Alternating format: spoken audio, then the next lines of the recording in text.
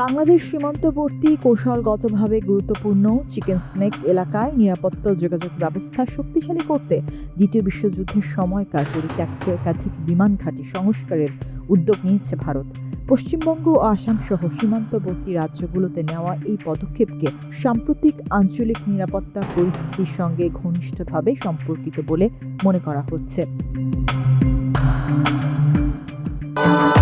ভবিষ্যৎ হোক নিরাপদ, বিনিয়োগ হোক বিশ্বস্ত, আর আমার পছন্দ সল্ট বে। ওয়েলকাম টু সল্ট বে।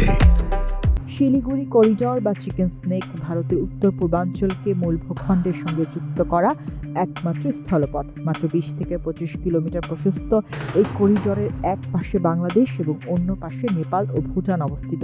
ফলে এই অঞ্চলের নিরাপত্তা ভারতের জন্য অত্যন্ত গুরুত্বপূর্ণ। সরকারি সূত্র জানায়, সীমান্ত এলাকায় নজরদারি বৃদ্ধি, দ্রুত সেনা ও সরঞ্জাম পরিবহন এবং জরুরি পরিস্থিতিতে আকাশপথে যোগাযোগ নিশ্চিত করতেই পুরনো বিমান ঘাঁটিগুলো ব্যবহারযোগ্য করে তোলার পরিকল্পনা নেওয়া হয়েছে।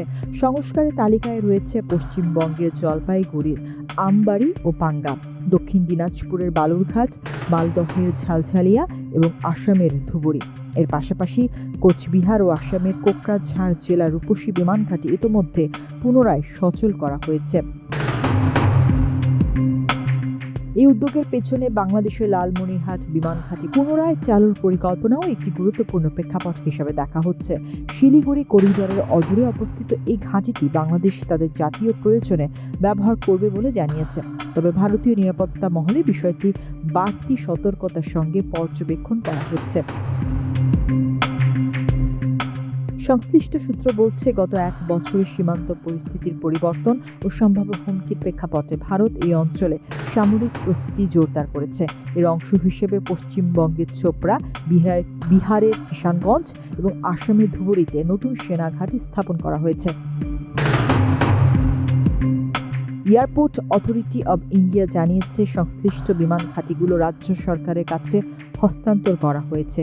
তবে অনেক রানওয়ে ঝোপঝাড়ে ঢেকে যাওয়া, ফাটল এবং আশপাশে জনবসতি গড়ে ওঠার কারণে সংস্কার কাজে বাস্তব চ্যালেঞ্জ রয়েছে।